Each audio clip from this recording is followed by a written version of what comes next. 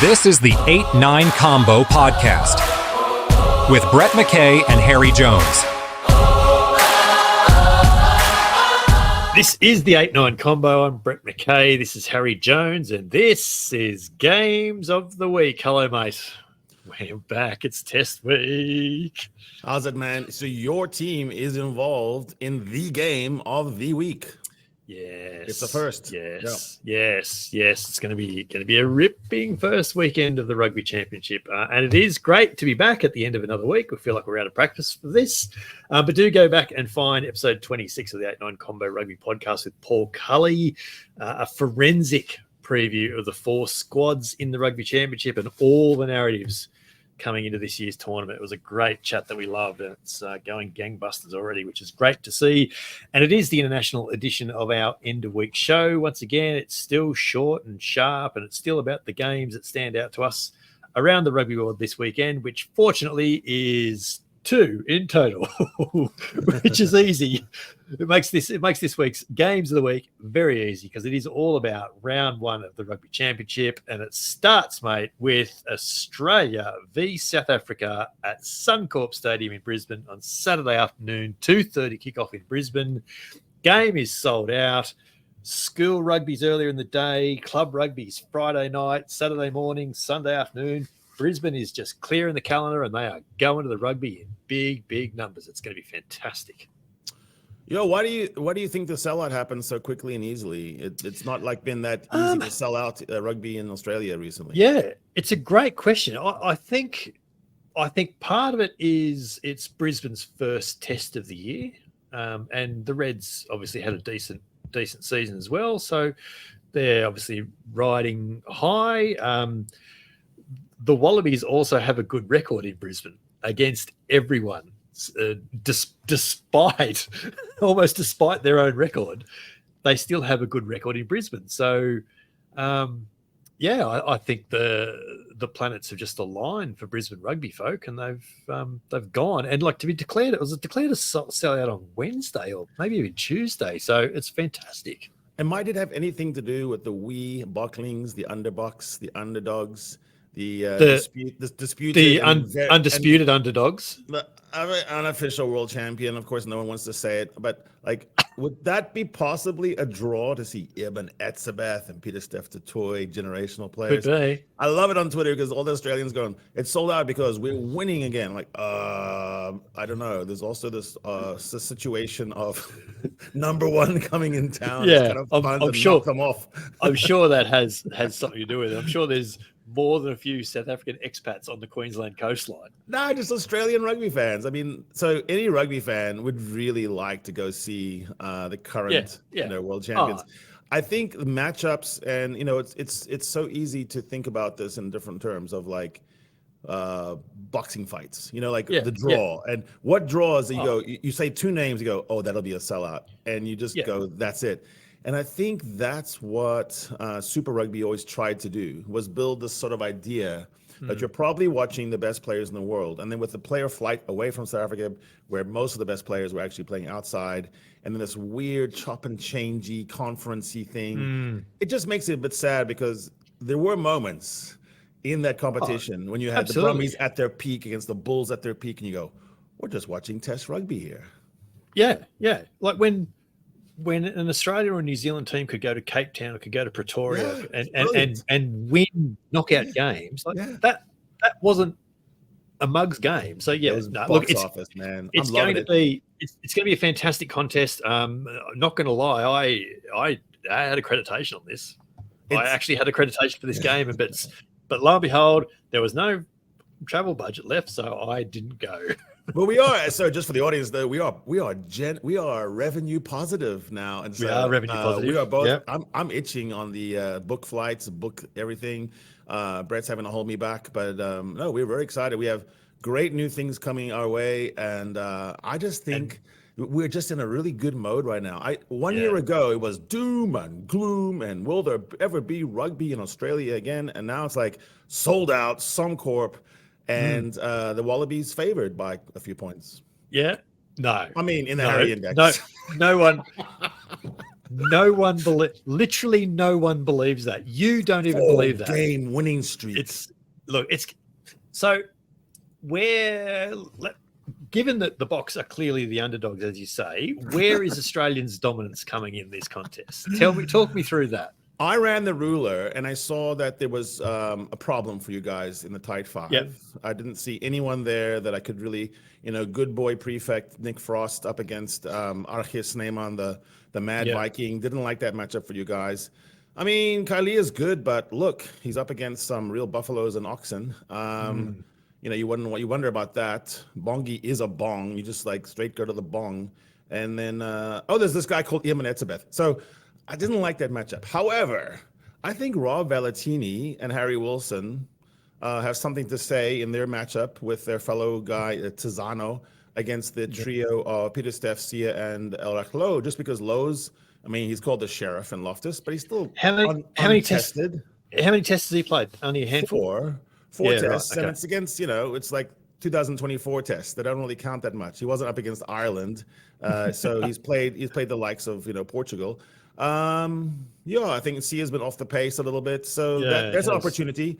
And then Jake Gordon against Corbus, Noah against Sasha. You wouldn't say that we know how that's going to go because it hasn't happened. Lolosio against Feinberg in Gomazulu is going to be a fantastic super contest. Interesting. Head. Yeah, it's going to be really, really interesting. Two young tens with their careers ahead of them, probably. And you'd probably have to say that the road ahead looks probably brighter for young Sasha than it does for young Noah at the moment. But if he has one and then two really good games against the number one team in the world, then, it's his jumper to lose after that.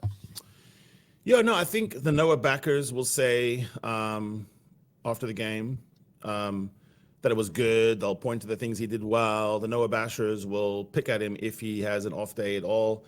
Yep. The truth is that people don't know about Sasha in Australia probably, and so they don't know. We've not seen him. We've not seen him at all. First time at fly-off. He never plays fly-off for the Stormers. He's not even the first choice at his club. So there's all this kind of deniability, alibi, Rossi doing some mad scientist work in the lab. But I'm just going to say he's a good player. He's a proper test player. So there's that. No, across the board, you would say the Boks have the better players, better tested, more experienced, more wins. But it's at some point. Yet somehow are still underdogs. And the Boks have two new coaches, whereas I think Joe... Two new coaches? Joe is not really a new coach. Who are the new coaches for the Boks? He knows Rossi really well. He was Rossi's boss. And every time you have a boss in the world and you come against your boss again, it's always that kind of... Joe wants to show Rossi that he's still the maestro. He was the coach of Ireland, looking down at Munster and saying, Rossi, do this, Rossi, do that.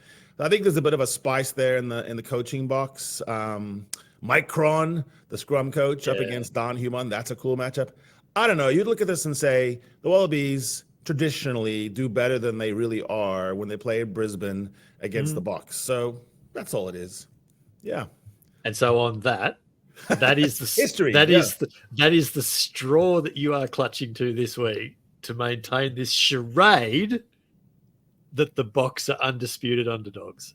Well, tippers that's where we're arriving. Look at horses for courses. They look at French Open clay versus Wimbledon grass. Something about Brisbane. I've always thought that our boys go to Australia have too much fun. I actually think that the Bok boys are just running around Bondi Beach and having fun. Go, oh wait, there's a game. There is much enjoyment to be had on Gold Coast beaches, no doubt. But I'm telling you, mate, if you're going to maintain this charade, you have spent too much time in Mexican pastures.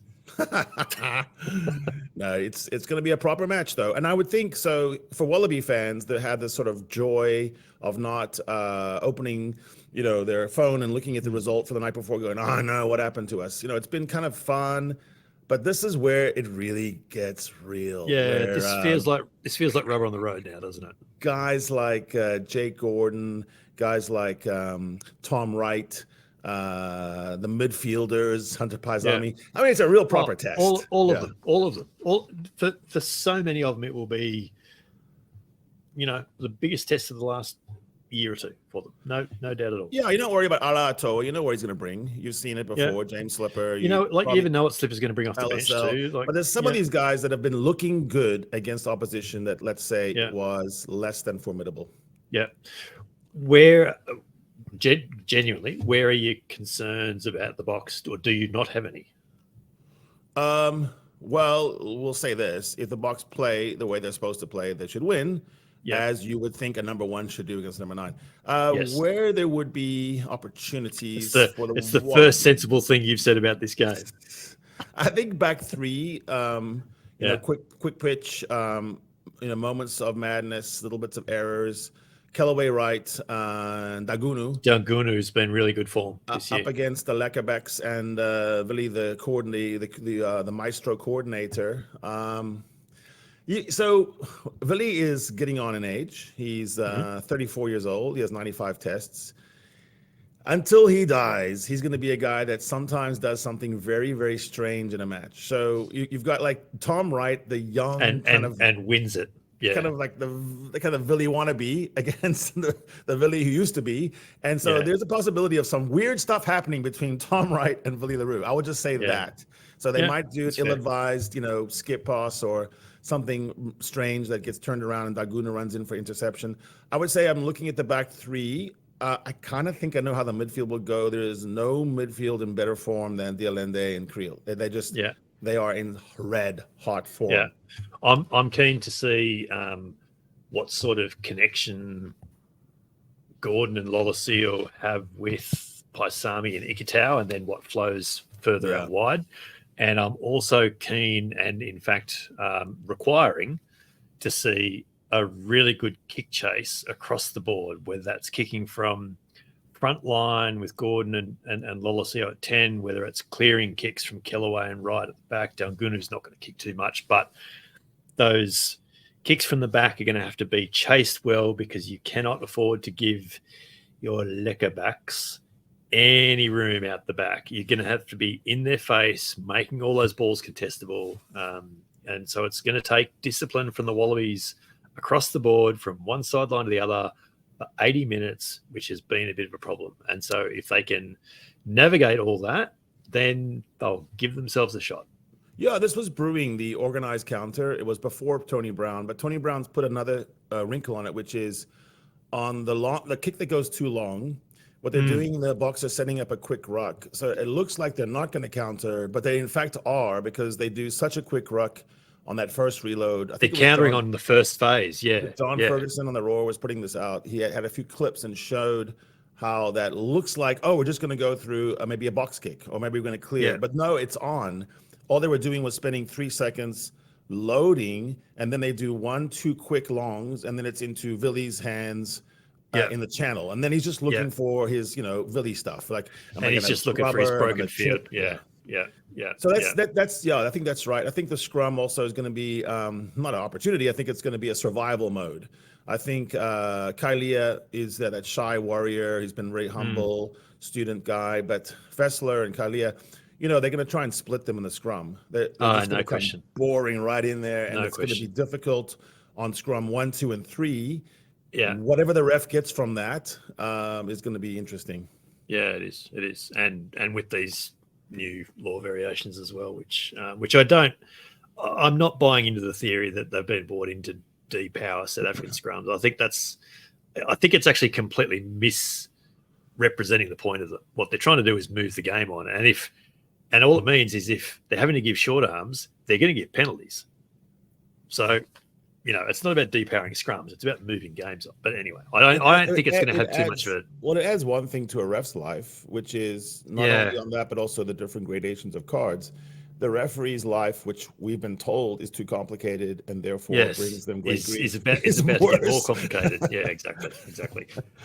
Second game of the weekend, of course, of Saturday, New Zealand, Argentina at the Sky Stadium in Wellington, 7:05 kickoff local time. That is going to be an interesting contest, because as we discussed with Paul Cully on earlier in the week, episode 26, there is a bit of pressure on the All Blacks at the moment, and I like this team that they've picked. I like that they've gone with Geordie Barrett and Anton Linnett-Brown as 12-13. I like that they've gone, you know what, Rico, we think that maybe coming off the bench might be where you fit this game, and they're easing Will Jordan in, but they look a bit light on across the second row, I've got to say. Yeah, but so does Argentina. Argentina, true. Team, and I don't even know the locks. No, I can't help you either. Lavadini's on the bench. So I want, my big question to you is on both games: does the game get decided before the benches come on, or is it the benches that end up deciding the game? No, I think there's a risk that both get decided before the benches come on. Yeah, definitely. Because if it is the benches, then you look at the bench and on the box, they just definitely have a better bench than the Wallabies can muster at this point. Just at this point, in the All Blacks Argentina, it's kind of weird. There's a couple of hundred caps on the box bench for one thing. Yeah, but like on the All Blacks bench, you have Josh Lord, Wallace Satiti, Cortez Ratima. So you have some real experiments going on the bench, whereas Argentina's loaded up their bench with some big boys. So it's kind of a chess game there. I do think for me, the All Blacks Pumas match will revolve around bomb squad, the starting loose trios. I think Arden, no doubt, Dalton, and Ethan have a real job to do, because we haven't seen that particular Ethan, Dalton, Artie. I have to go to the stats, man, and see if that combination's been on the field very many times. No, and as we know, maybe loose trios I reckon only maybe once last year. Yeah, we know that loose trios are all about combination ability. So what has Ethan, Dalton, and Artie got to offer against Marcos, Pablo, and Juan Martin? That's box office. I want to watch that. I'm going to try to key in on that. That's a hell of a back row battle, isn't it? Yeah. I mean, again, we've discussed this. The Matera and Kremer in that second test against France were just unbelievable. Look, when they are on, they are just unbelievable. Pablo was one of the best forwards in New Zealand when he played there for the Crusade. I mean, he was a proper, like, he's a star. He was. Yeah. And they've won in New Zealand now. They will not fear going to New Zealand to play the All Blacks anymore. So I like Juan Martin Gonzalez's pace at 8, so he's a bit like what Charlie Cale's being groomed to be. But he's the finished product. I mean, he can score monster you, but he can also run around you. So I do like that matchup for the Pumas. I don't like their matchup at scrum. Ethan De Groot, Cody Taylor, and Tyrell Lomax should have a field day against Gaijo and Bejo. Poor hookers for the Pumas. They're great, but their props are just weak. Yeah, no, it looks strong. If we take the moment that Damian McKenzie is either replaced at 10 or shuffles away from 10, how early or late in the game does that become a headline? His performance. It all depends on what Will Jordan, the wonder boy of New Zealand, does next. So Damian's doing something. The score is the score, which is sometimes unfair to the starting guy, because sometimes it just takes a while. They may not be on the field together though. Well, but like if Jordan doesn't come onto the last 20, does Bowden go Bowden up? Switches to 10. And does McKenzie go off? Bowden switches to 10 unless there's some injury, and Jordan is at the back, and Rico comes in as cover for wing, whatever. But what I'm saying is, what if the next 6 or 7 things that happen have Will Jordan and Bowden Barrett's name on it, and that becomes the headline of, they pulled away at the end. Yeah, it's always unfair to the starting fly-off, because sometimes you just got to build an innings. You just like the opening batsman. You don't get to swing. Exactly. And that's a roundabout way of saying Damian McKenzie is probably playing for his All Blacks future. I think there's a lot of pressure on him to not just show, but to stamp authority on the game and remind people of that sort of tradition of Dan Carter, of Richie Mo'unga, Bowden Barrett at his prime. Because they know they're not going to get Mo'unga back this year. But suddenly they've gone, taking it. Yeah. Suddenly they've gone, you know what? Harry Plummer could be an option here yet. I'm so there for that. I want Harry Plummer and Tane Edmed on the field for the Wallabies and the All Blacks in the Bledisloe. That's my fondest wish. I reckon there's more chance of one than the other. I must say. Harry Plummer's a decent player, man. He is, and I don't say that to downplay his game at all. No, I don't. He's a big boy.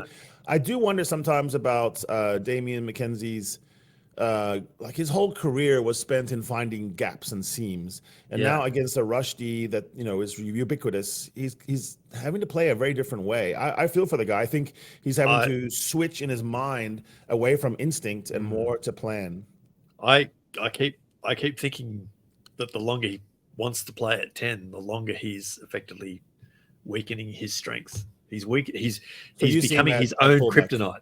Yeah, I think he's more dangerous at fullback. So it's like everyone in the All Blacks is really a fullback. What do we know? Yeah, that's it. That's Geordie. That's the truth. That's the truth. And that's the truth of full time as well. For the first Rugby Championship edition of Games of the Week, our service to Test match rugby complete for another week. Now we just have to sit back and wait, mate. It's the weirdest rivalry. I don't understand the Wallabies Springboks rivalry. We cannot get it to. It doesn't seem to cook. It's we either like each other too much, or we don't know about each other too much. I don't know. Something. Can we drain the Indian Ocean? Can we somehow get the continents closer? I don't know, man. I think that's the problem. If it was 2 hours flight, you could do more with it. The problem in the rivalry, as I see it, is. From the South African side, we're always too arrogant and blowhard, and I think it just comes off strange in the Australian, ironic, cheeky culture. It comes off with this weird vibe, like you're trying to claim underdog status. And then from the Australian side, I just got to say this: most of them don't know what they're talking about when they're describing the box. So we're like, wait, was that banter? Because you're talking about 1988, the idea they're very slow. This might be the quickest block team you're gonna see. I don't know. The speed on the field is gonna be ridiculous. No. Black and white leather ball stereotypes do not fit anymore. But tell us what you think at the 8-9 combo on all the socials. Leave your thoughts in the comment section right here on the YouTube channel below as well, or tell Harry and I, of course, on the socials in our usual places at haribaldijones and at bmcsport. And please do like and follow and subscribe on your pod platform of choice and YouTube, and get everything as soon as it drops. And if you are on Spotify, make sure you've got the auto downloaded button switched on and get that in as soon as it drops. As we mentioned at the top, go back and find episode 26 with Paul Cully. Wherever you pod, it was a fantastic chat. It really was. So, looking forward to that. And we've been taking over the rugby podcast world of this last week. Harry and I popped up on both the Green and Gold Rugby podcast in Australia, the Rugby Bits podcast in South Africa this week. So find them wherever you pod as well, and report back how many times we repeated ourselves, because it was almost inevitable. This is Games of the Week from the 8-9 combo, the short side set piece combination you didn't realize you needed, coming from the podcast double act you already had. I'm Brett McKay. He's Harry Jones, and we'll be back in your ears on Saturday night with the first Rugby Championship edition of the Test match post-mortem. I'm always funny, but I'm going to be serious for 1 second, Brett. You and I have a very dear friend who is probably one of the bravest, strongest men we both know. Love the guy to death. He is really alien right now. He watches this. That's why I'm saying this, because I think he'll get a kick of it from the bed he's in. We love you, brother. You are rugby personified, and then I just cannot even express how much we have loved being around. This is the 8-9 Combo Podcast with Brett McKay and Harry Jones. But he is the rugby tragic in the world, and we love you, brother. Yeah, stay strong, mate.